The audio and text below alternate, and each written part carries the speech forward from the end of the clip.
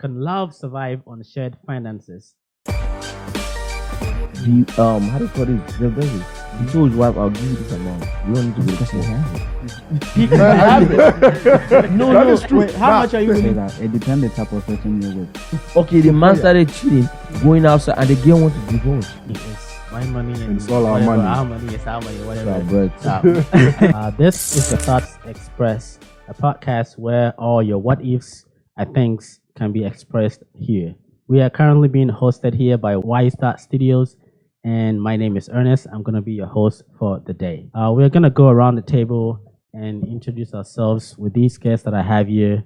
We're going to start with Patrick. Give us your name and your Instagram and also any other social media platforms that you want the people watching to follow you on. Good evening, everybody. My name is Patrick Kanate. Instagram, Mr._Kanate. good evening, everyone. My name is Capo Search. Instagram Capo_Search_. Hi everyone, my name is Thorsten Dopgang. Instagram GentleMafia237. Straight Okay. from Canada. What's up, guys? It's Seth Okai, and my Instagram name is _Seth Okai. Hey, you all. You guys already know me. You know what's up. Okay. I go by Berms Rakim Betimbina. My IG is Classic Togolese. Can love survive on shared finances? So our first question is, why do friends or loved ones feel entitled or obligated to keep demanding money from us? Let's take it back home to where we are from, Africa. You see our friends, our friends and family that we left back home, they demand certain lifestyle from us because they see us here as we are living a certain kind of lifestyle that they wish or they want to live. So now when they ask you for a certain amount of money and you offer them, now it's like you always have to keep giving that amount of money every time. Why is it that they keep demanding for that much money or that much from us, even though it's not easy for us here? I would say it's lack of perspective, Mhm. because if they truly the solution will be, for example, let's say you have a cousin back home and he's always requesting for money. If the person came here to live for like 2 months, 3 months, and had to work and make that money, when the person goes back, you won't be requesting that amount of money anymore. It's just perspective, knowing what is going on. Because back home, a lot of people just think like America, land of money, land of everything. Yeah. So everything is just in abundance. So actually knowing, because it's easy for them to, like, if we're on the phone and I'm like, oh, there's no money, they're gonna think I'm lying, right? Because it's just been said, oh, America has so many opportunities. Mhm. But it goes back to the whole perspective thing. If they live here, they're gonna know. And I agree on that. To add to that point, there are some back home that do not have the opportunity that we are having right now. Some of them cannot, even step through here. And it's unfortunate, but I have few friends that actually, like ask me, like, for money straight up, and I had to tell them, listen, like I understand I'm here, but it's not as easy as it seems. Like, of course, I'm in America, and then everybody thinks that like America is this, but the work you have to put in, to be, first of all, to go to school is not easy.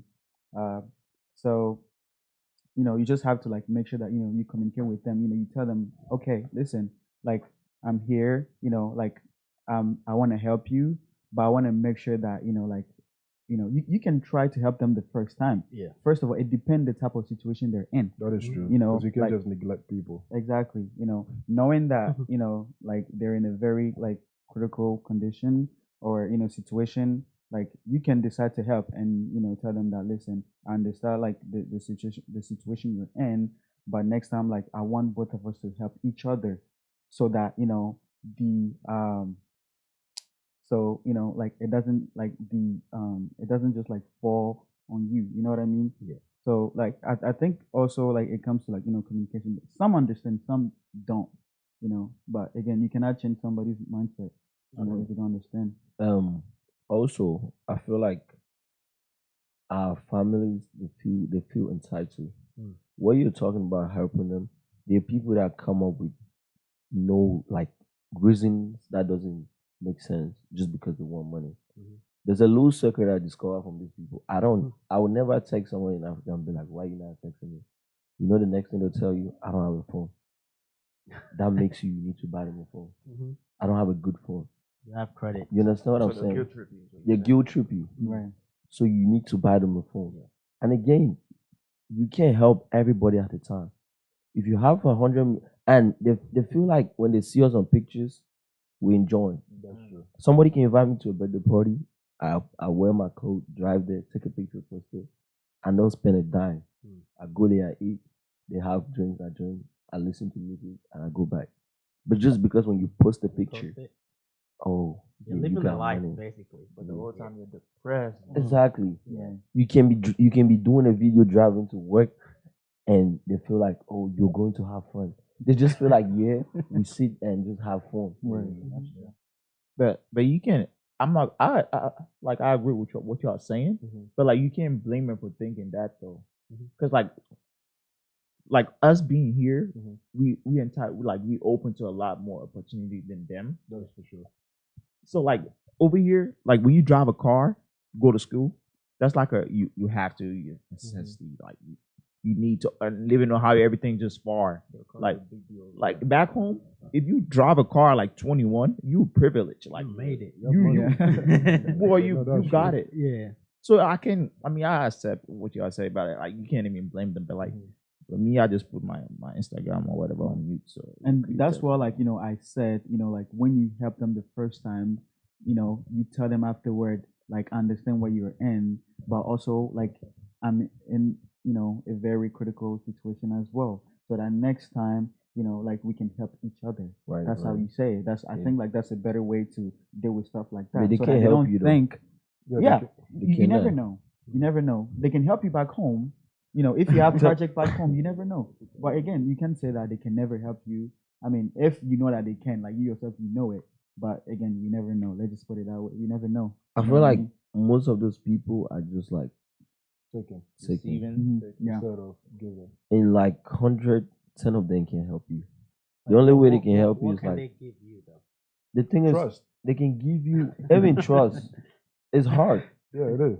But It's hard. That's why I was saying this before. When money comes, it takes a lot of discipline. You can send somebody money. It's not now that everything is easy. Back then when you need to send money for somebody to go to a store to do something like Western Union, MoneyGram. There are times where you will send your brother because he's flexible. He will go pick the money, take his own before he gives your mother or gives to somebody. Just this type of half, just because they're trying to benefit. And again, I don't blame them. It's hard. They feel like we're living like the best life. The American dream is you make money and it goes back to your car, your house. That's the American dream. system. Except you're smart to trick the system that you're not gonna be working in that way.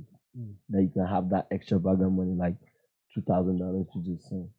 It's not easy to be honest. Yeah. You know how our African parents be building mansions and like houses all the way back home. Like if we were to put ourselves in their position, like send money back home and people wouldn't use that money for what you intended for them to do. Like how would you feel? It's very, very draining, especially when you know it's family, right? But again, me personally, I will never go invest like building a house in Africa. I feel like there's way more investment in America than in Africa, on other parts.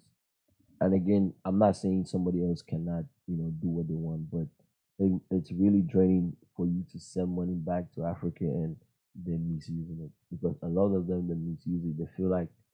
They feel like you have excess.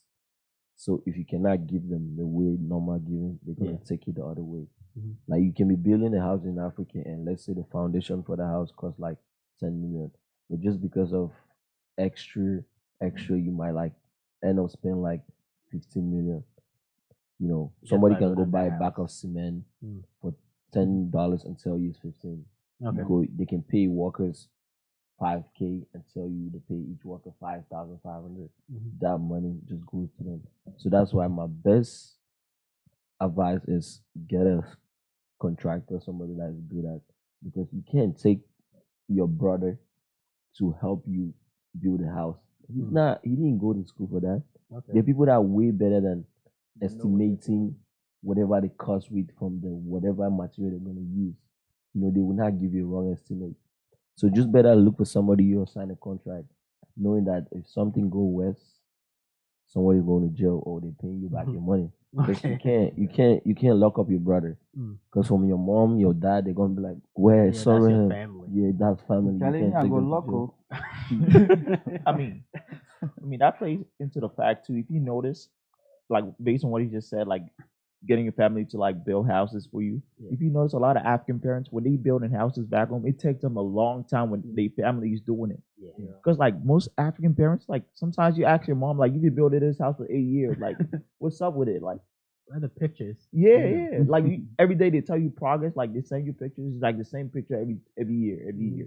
So like at least for me and my mom, like she just got done doing stuff like that. It took her a while, but I know this one uncle. It's not. I know somebody that was sending money back in Africa because when he came here, he couldn't go back. So he was sending money. They should build a house. Yeah, they'll go and take pictures of somebody else's houses. Take it. That guy got in Africa. I filled my house. What they show him? He passed out. Like he passed out. You understand? Who do you want to to? I know people that how they ship a container, put a car. Yeah. Ship a container. Your brother take it, sell it, use the money. You call him, he's not picking. He blocks you. He will block you. Your own blood. And when it's finished, he'll call you back and be like, Call you back and ask you. "Yeah, money. Do you guys think we show off a lot? Because there's a comment. Kofi_K1 said, "I feel it's all based on how we present ourselves to them. We show off a lot. Like, do we show off in the U.S. or more like it's our lifestyle? I feel like showing off. I feel like it's our lifestyle.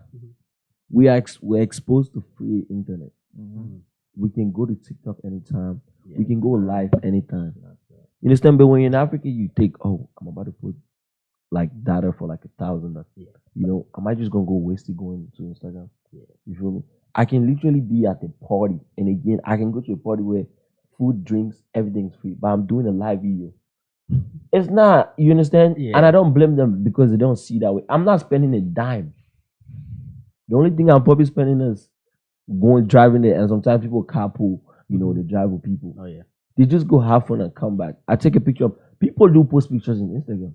There are people in Africa that they do post more than us. Oh yeah. They do birthday photo shoots too. Nice. So I just feel like again just the perspective of we in America adds with what we post, and they feel like it's because we're showing off. Well, I feel like that there are certain points like you could even go to downtown. You don't have to pay. Like you just go around, take pictures, and they look at the buildings like, dang, these are this place. It's You like can go to you went the airport. It's like you went to an extraordinary place. And again, that's what I said. Internet is not real. And also depends how you show off. Yeah. If you like, you get up, you put money, throw money, do this and that, you be like, oh, this guy has money. Everybody will say, oh, you have money. But if you're in like, somewhere you look classy, you look dripped, people back home do the same. Yeah. People back home do the same. So, but it's like, just because of the demographic and where you are that they'll assume that you're rich. Yeah. Right. And that there's nothing we can do about it. That cannot stop me from doing what I want to do. For example, if you want to become a model, what do you have to do? You have to show it off. Yeah. So not because they think like that will stop you from being a model. Okay, so have you guys ever noticed like when it's at the end of the month, they hit you up on WhatsApp or like they try to contact you? So there's this comment on Instagram from Nana_Kwejo. He said, the moment the paycheck hits, that's when they start texting you. Jeez. Some people be telling them, they tell them. And you got to understand too that it depends on when they hear the money we're making. So somebody can be working like 40 hours a week. Let's say a normal job, right? Yeah. Making like $700, right? When you tell them you're making $700 a week, They convert it. they convert it to the money. That it looks That's crazy to them. It looks unreal. Right. It seems like when I came here, if I want to buy something, I'll convert it to. I'm buying this 25,000. Are you okay? No. In Africa, I'll buy this. The first day I went to the store, I want to buy gum. They tell me $10. This is 5K in Africa. We don't buy gum 5K. It's 200, 250. You understand? 250 francs. Right. That's like 2 cents. Yeah. So when they convert it, it's like you're making unreal money. But they don't know that, okay, now if you want to pay a bill, you're paying house rent, probably like, yeah, it's going back. Yeah. So like you're receiving it. they got to come to understand the culture. That's just it. And especially like in the US, we most people live paycheck to paycheck. And by the time you're like the money hits your account, you see like rent. They took out rent. They took out this from CarMax. They took out this from insurance. Like by the time you're left with like $500, like what else you go? You do grocery 200. Like now you go to the store, you just pick up a little stuff like $150. Yes. Right. And you left with a little bit, and the little bit you want to use on yourself, they feel like you use it. Exactly. Like there's nothing you could do. Are you guys transparent with them in terms of the money you make? Like, I remember when I first came here, I was like, oh, I make $10 an hour, and I work 40 hours a week. So then they did a conversion, everything. They're like, damn, you got money. Can you send us $100? Like, I'm like, dang, bro, like, allow me to settle first. Like, they don't. Do you guys? Are you guys transparent with them? Like, I don't in tell terms them. of how much money At this you point, make I with them? don't. I don't. If you tell somebody how much money you have, and like if you're working a job that's like $10 an hour or $20 an hour, you can only imagine every other day they're gonna be saying, "Hey, can you send me $50? I need something real quick." You're gonna make $50 in 2 hours. 2 hours. Go to work the next day. Man, they don't know. You know, like a lot of people do. I don't know if they know about like quad pay, the 4 installment payment. Sometimes people don't pay everything at once because it's like, oh yeah, you will be thinking yourself, I don't have all the money to just spend just yet, so let me just pay installment. Yeah. Right. You know, so when you ask me, can you send me $100, and I know I have $300 left in my account, that quad pay payment is the next day. Yeah. If I give you $100 and then my account could potentially go negative or something, I put myself in that position. I didn't have to do that. You're not entitled to send somebody your money back. It's you that worked it, not them. Even them in their own country, they have to understand, like, you have to work to get money, no matter where you are. Wherever you are, you're going to have to work. We'll help them, but we'll help them. Not everyone. Yeah. But that is true, because some people, they're just caught up in very tough situations. Right. That, you have to reach out, because how can your own blood, let's say brother or sister or cousin, in Africa, they can't even buy food to eat. They can't even get like money to live where they are. So if you're here and it's just, sometimes it's come with sense. To be honest though, these people, they could leave, but they just want extra because they know you're here. Right. There's no way you tell me that your family, right? Like, I'm not talking about extended. There's no way you tell me you have somebody in Africa and you don't send them like $150 a month. There are people that they probably put their brothers on $25, $50 a month. That's a lot of money back there to run your whole. But when you send that to somebody and they go the next day and spend $15K, they expect you to send them something before the month dry out. You understand what I'm saying? So the extra, like, I feel like their spending limit is more than us that's making the money.